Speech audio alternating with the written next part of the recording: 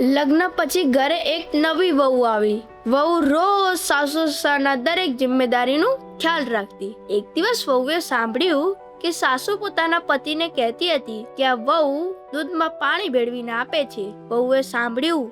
બીજા જ દિવસે આખું દૂધનું તપેલું લઈને સીધી સાસુ સસરાના રૂમમાં આવી ગઈ.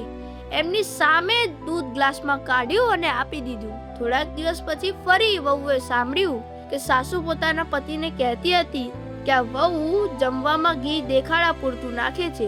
વહુએ સાંભળ્યું. તરત જ ઘીનો ડબ્બો સીધો સાસુ સસરાના રૂમમાં મુકાવી દીધો અને કહ્યું કે તમારે જેટલું જોઈતું હોય એટલું લઈ લેજો. થોડા દિવસ પછી ફરી વહુએ સાંભળ્યું કે સાસુ કહેતી હતી કે આપણો દીકરો રોજ માર્કેટમાંથી ફળ લાવે છે, પણ આ વહુ પોતે જ ખાઈ જાય છે.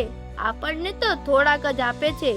વહુએ સાંભળ્યું. બીજા જ દિવસે આખું ફ્રીજ જ સાસુ સસરાના રૂમમાં મુકાવી દીધું. વહુ નીકળી ગઈ એટલે સસરા હસીને બોલ્યા કે હવે તો તું ખુશ છે ને, હવે તો બધું તારા રૂમમાં જ છે ને. ત્યારે સાસુએ કહ્યું, એ બધું તો ઠીક, પણ મને તો હજુ ગડબડ લાગે છે. ક્યાંક ને ક્યાંક ભૂલ કરતી હશે આ વહુ. ત્યારે સસરા એક સરસ મજાનો જવાબ આપ્યો કે ગડબડ એમાં નથી, ગડબડ તો તારા મનમાં છે. ગડબડ તારા વહેમની છે અને વહેમનો ઈલાજ દુનિયાના કોઈ ડોક્ટર પાસે નથી. મિત્રો, તમારો આ વિડિયો વિશે શું કહેવું છે કમેન્ટ કરજો અને વિડિયો ગમે હોય તો લાઈક કરજો અને શેર પણ.